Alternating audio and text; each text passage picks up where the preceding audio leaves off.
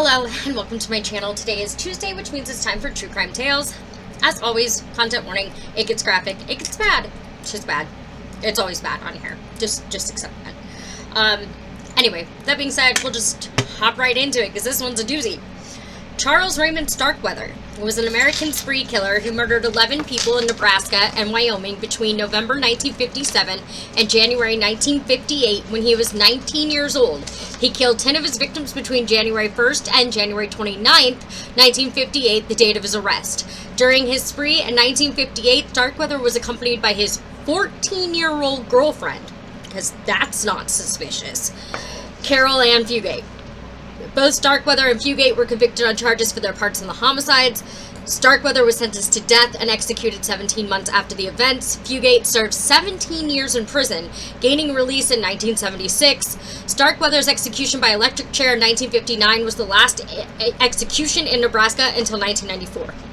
Criminologists and psychologists have analyzed the Starkweather case in an attempt to understand spree killers' motivations and precipitating factors. It also became notorious as one of the earlier crime scandals that reached national prominence, much like the kidnapping of Charles Lindbergh's son, with the media outlets covering the case at the time openly condemning Starkweather.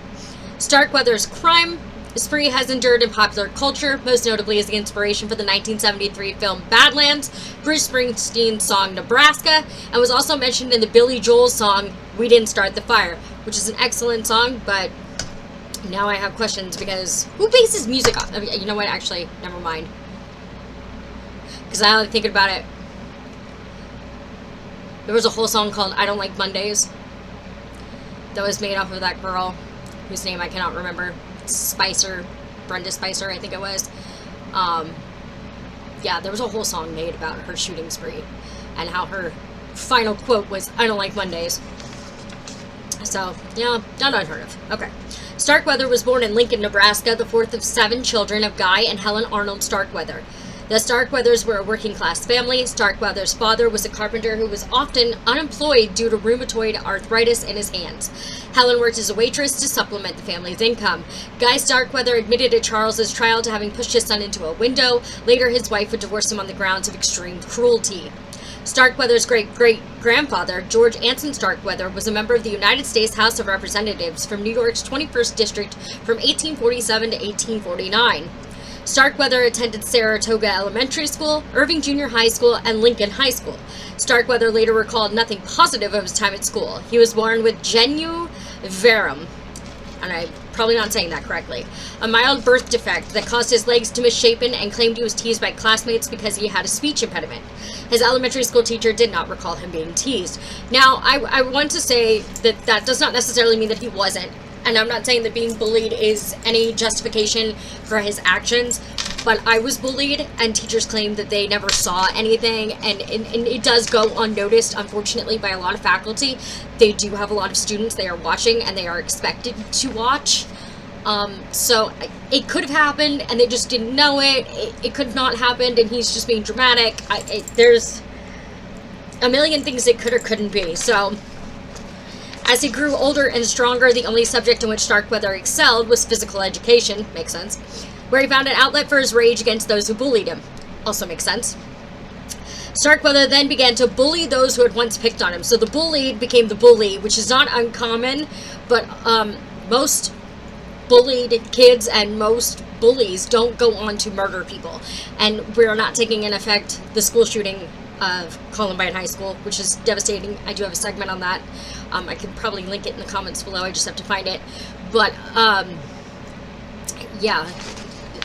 I mean, it does happen, but most don't do that. Eventually, he felt rage against anyone he disliked. Author Ginger Strand argues that his writings from prison suggest a strong element of class envy and bitterness. So class envy is, you know, you're poor but you hate the rich, or you're rich and you hate the poor. It's kind of the same thing. Starkweather went from being one of the most well-behaved teenagers in the community to one of the most troubled. His high school friend Bob Van Bush would later recall, quote, he could be the kindest person you've ever seen. He'd do anything for you if he liked you. He was a hell of a lot of fun to be around too. Everything was just one big joke to him. But he had this other side. He could be mean as hell, cruel. If he saw some poor guy on the street who was bigger than he was, better looking or better dressed, he tried to take the poor bastard down to his size. End quote. By the time Starkweather dropped out of school, his parents and family were reportedly afraid of him due to his violent outbursts. In 1956 at 18, Starkweather was introduced to 13-year-old Carol Ann Fugate. Starkweather dropped out of high school in his senior year and took a job at the newspaper warehouse because it was near her school. Because that's not creepy. He began to visit her every day after school. Starkweather taught Fugate how to drive, which she wasn't even old enough to drive. And one day she crashed the car belonging to Starkweather's father because she was 13 and was not supposed to be driving, who banished Starkweather from the family home. Starkweather quit his warehouse job and became a garbage collector. I don't know why getting kicked out of his family home made him stop working his warehouse job, because I feel like he probably made more money at the warehouse job than he did as a garbage collector, but I could be wrong. So if there's any like garbage men or women out there and you could tell me if you would make more at a warehouse or doing what you do, because I would love to know like why we went from warehouse to garbage man. Starkweather began developing a nihilistic worldview, believing that his current situation was the final determinant of how he would live the rest of his life, doing whatever he desired. He began plotting bank robberies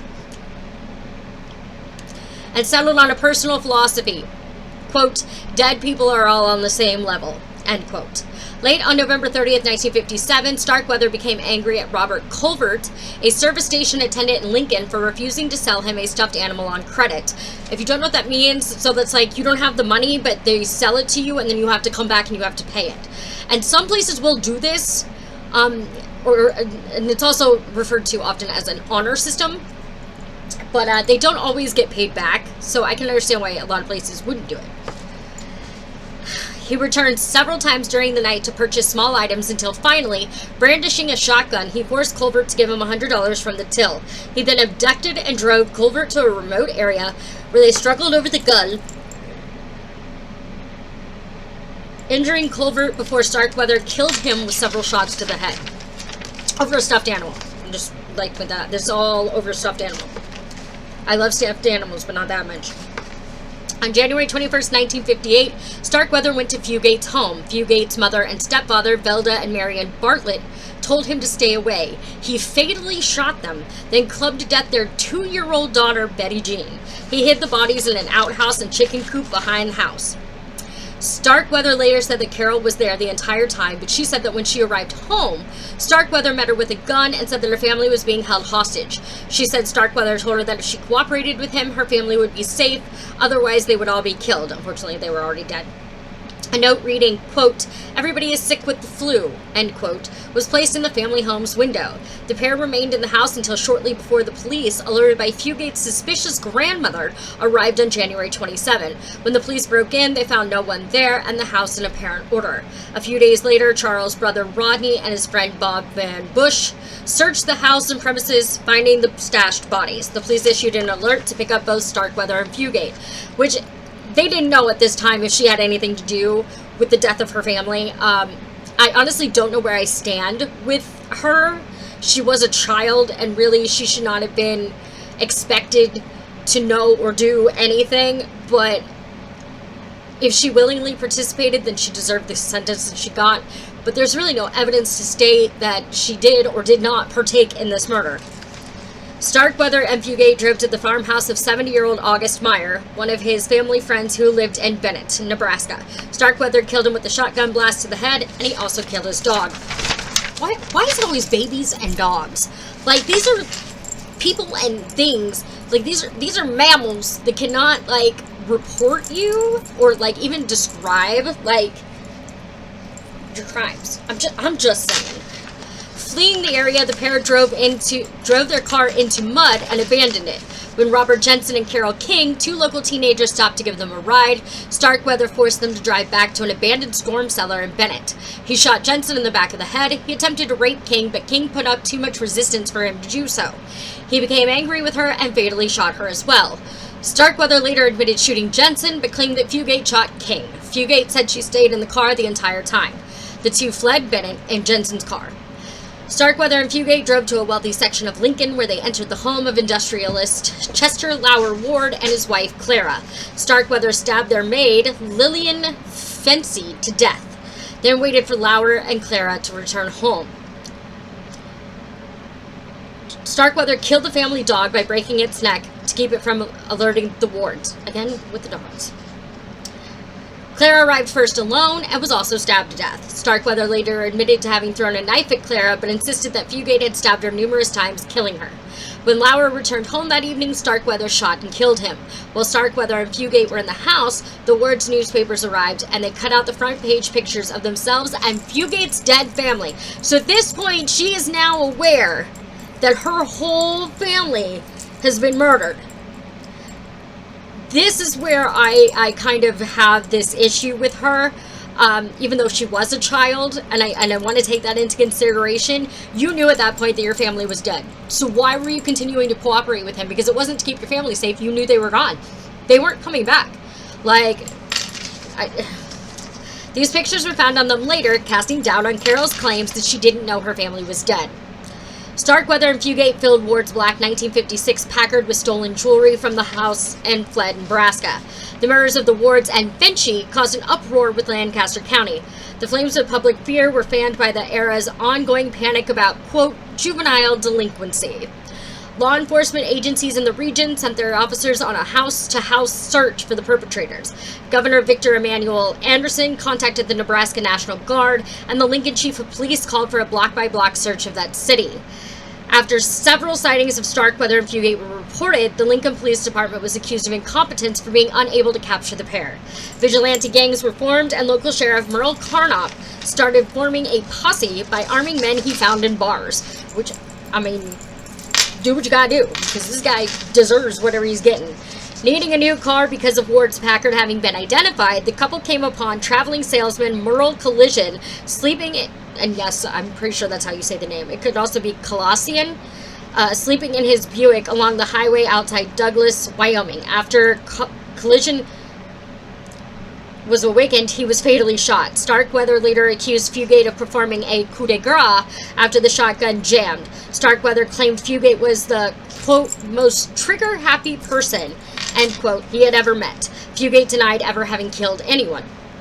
The salesman's car had a parking brake, which was something new to Starkweather. While he attempted to drive away, the car stalled because the brake had not been released. He tried to restart the engine, and a passing motorist, geologist Joe Sprinkle, stopped to help. Starkweather threatened him with the rifle, and an altercation ensued. At that moment, Natrona County Sheriff's Deputy William Warner arrived on the scene. Fugate ran to him, yelling something to the effect of, quote, "It's Starkweather, he's going to kill me," end quote. And I don't, you know, that might have been his endgame. I really don't. I really don't know. Starkweather drove off and was involved in a car chase with 3 officers: Romer, Douglas Police Chief Robert Ansley, and Converse County Sheriff Earl Heflin, exceeding speeds of 100 miles per hour. A bullet fired by Heflin shattered the windshield, and flying glass cut Starkweather deep enough to cause bleeding. He stopped, surrendered, and was taken into custody near Douglas on January 29, 1958. Heflin said, quote, "He thought he was bleeding to death. That's why he stopped. That's the kind of yellow son of a bitch he is," end quote. And if you don't know what it means to be a yellow son of a bitch, so that's basically a coward. And okay, I've got older parents. My parents are like in their 80s, so I've heard this. It's like they'll call people who are like cowardly yellow bellies. So yeah, that's what that means. Starkweather chose to be extradited from Wyoming to Nebraska. He and Fugate arrived there in late January 1958. He believed that either state would have executed him. He was not aware, however, that Millward Simpson, Wyoming's governor at the time, opposed the death penalty. Starkweather first said that he had kidnapped Fugate and that she had nothing to do with the murders. However, he changed his story several times. And I honestly feel like the first version was probably accurate. But I don't know, because I could find no information on Fugate, whether she'd done an interview, where she was now, or well, maybe not now, she might be dead now, I don't know, it's 2026, and this was like, 50 years ago, but I couldn't find anything on her. So he testified against her at her trial, saying she was a willing participant. Fugate has always maintained that Starkweather was holding her hostage by threatening to kill her family, claiming that she was unaware that they were already dead. Judge Harry A. Spencer did not believe Fugate was held hostage by Starkweather, as he determined she had had numerous opportunities to escape. This is why I said that, because there was plenty of time for her to get out, and once she saw the paper, like, why did you keep going? Because you knew now that your family was dead, so you cooperating with him wasn't going to get you what you thought you were getting. So, I personally I do think she was in some ways a willing participant. She might have also just been brainwashed, and that is very possible. I mean, this is a little girl. We're talking 14 years old. So this is a child who has not fully developed this part of their brain yet. And she very well may have been brainwashed or just thought that she was doing the right thing. I don't know. But I have questions on whether she was innocent or not, and I honestly cannot pick a side with her. Starkweather is definitely guilty, but I don't know. I don't really lean one way or the other for Fugate. I'm kind of bridging both sides. When Starkweather was first taken to the Nebraska penitentiary after his trial, he said that he believed that he was supposed to die. He said if he was to be executed, then Fugate should also be executed. Because he really didn't care about this girl. He didn't care about this girl at all. Starkweather was convicted after the jury deliberated for 22 hours for the murder of Jensen, the only murder for which he was tried. On May 23, 1958, he was sentenced to death, and Starkweather was executed in the electric chair at the Nebraska State Penitentiary in Lincoln at 12:04 a.m. on June 25, 1959. Half an hour before the execution, the doctor who was supposed to pronounce Starkweather dead, B.A. Finkel, suffered a fatal heart attack. Starkweather gave no last words, but in a letter from prison to his parents wrote, quote, "But Dad, I'm not real sorry for what I did, because for the first time, me and Carol had more fun." End quote.